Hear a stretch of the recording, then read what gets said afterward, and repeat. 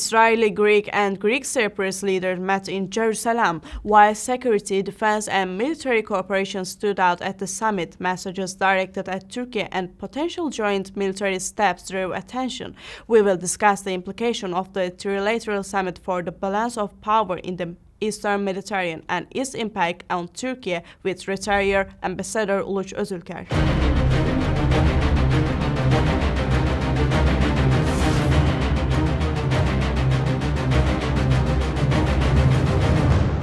Mr. Özülker, thank you for accepting our interview.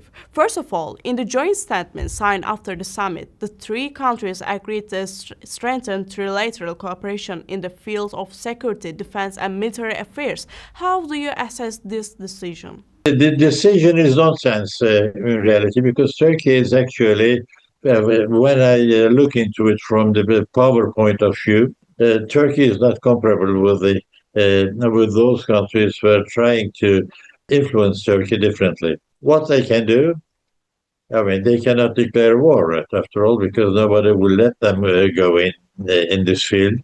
And secondly, they may cry and say anything they wish, but in reality, when you come to the practice, it's not possible to accept such a behavior. And personally speaking, there is no way, for success in this context, because when you compare the powers of both sides, unfortunately for them, unfortunately for us, they have to obey and come and establish new links, and not only links, but even beyond that, good neighborship, if you wish, in the region.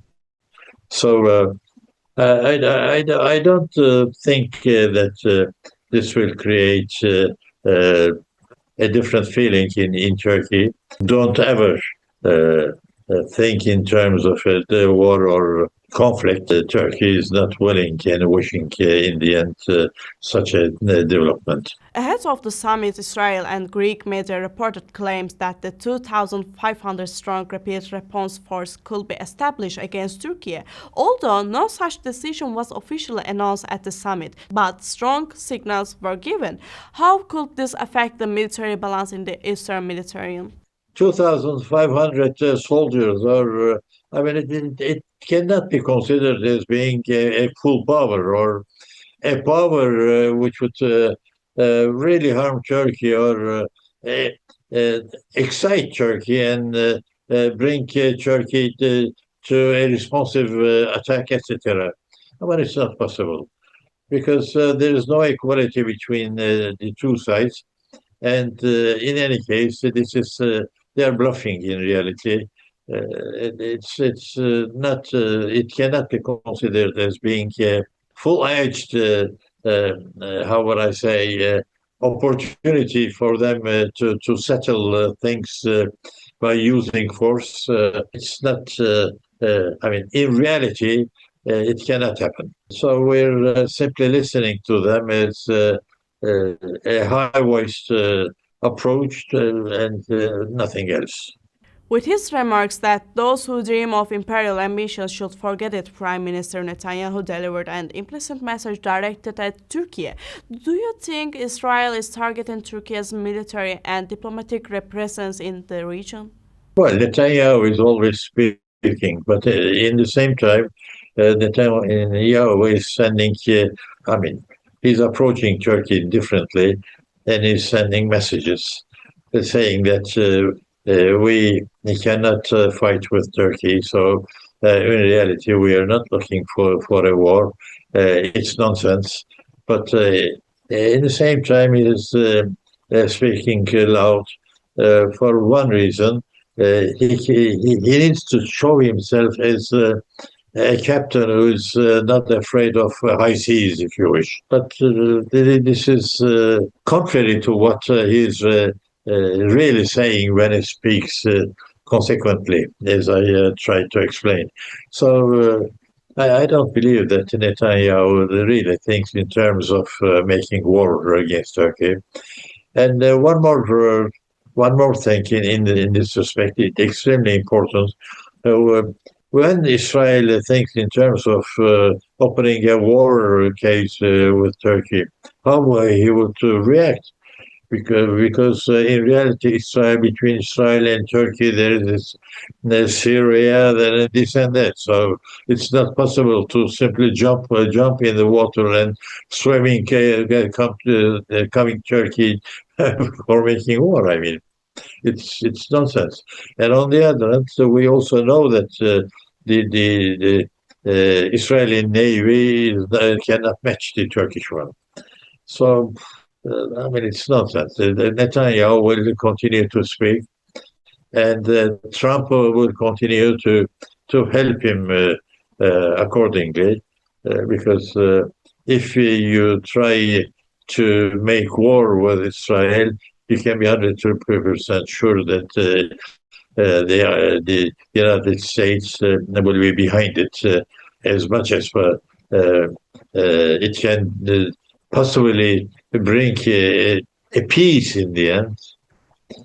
So, of course, I mean, Israel has nuclear weapons, and this is yet a risky situation. But using these weapons in case defeated, Netanyahu needs to react against Turkey, of course. But he will bring his death in the same time, because when you use these weapons in such a short distance, Israel will also be affected deeply. So this will be this is nonsense. I mean, he cannot decide on his suicide neither. So all these things are speaking for nothing, as far as I'm concerned. Concerns regarding Turkey's growing military capacity appear to have played a significant role in the rapprochement between Israel, Greece, and the Greek Cypriots. In the period ahead, is a further rise in the tensions in the Eastern Mediterranean likely, or does such initiative primarily serve a deterrent purpose? I mean, let's be frank. As I tried to explain until now, Israel is not in a position to declare war against Turkey. And Turkey is not in a position to receive these threats as an opportunity to make war. So we will continue to speak, and Turkey will continue to get more powerful. I mean, we shall be economically and powerfully speaking a different nation in the coming years. We continue with our new investments to make the others understand that don't touch Turkey. This will be very harmful for you in the end. So all these are nothing but a chat. We will continue chatting with each other, but there will be no war. If there is war, this maybe evolve into a third world war in the end in the world, and nobody wishes to go that far. This is yet another important factor. So if the big powers of the leading powers of the world start making war among themselves, this is yet another problem. But the threats that we're facing in our region, with the smaller countries like that, nobody will let them go that far. The United States or Russia or China, they will say, wait, I'm going to stop there. There will be an interference in any case. And my wish is that the big powers do not claim war or try to make the others understand that if there is war, they will win. Nobody wins in such a war in the world. So let's keep living peacefully with each other than thinking in terms of fighting and blooded systems. There will be no war with Israel, you can be sure.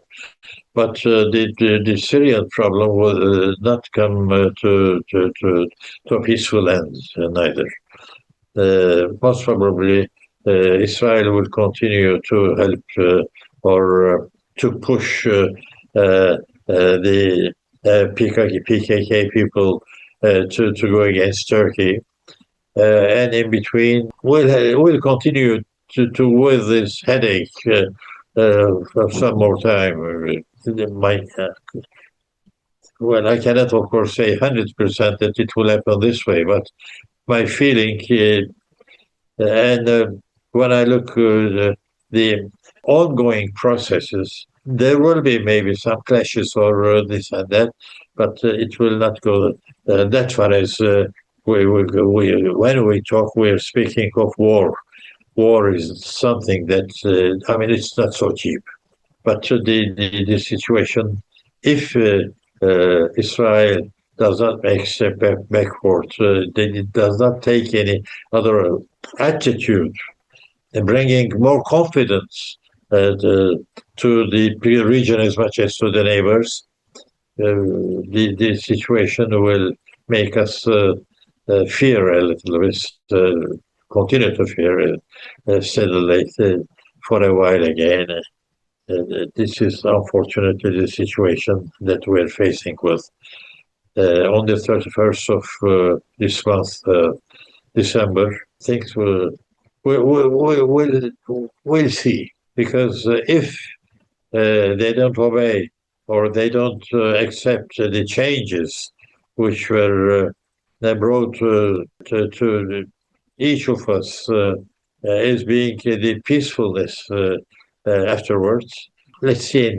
Let's wait and see a little bit. I mean, we have 9 days. Will the PKK people accept the peacefulness of the situation, or will they, under the pressure or the push from the Israeli side, will they continue to make it difficult for us as well? And what the Turkish situation and positions will be, how they will evolve, all this. So the next 2-3 months will be decisive for all of us. And we can speak much differently, probably. But at the same time, we may be facing a conflictual attitude. Let's wait and see. This is the shortest way to. It's not an answer, but who knows the answer and who knows the developments which will bring us peace in the end.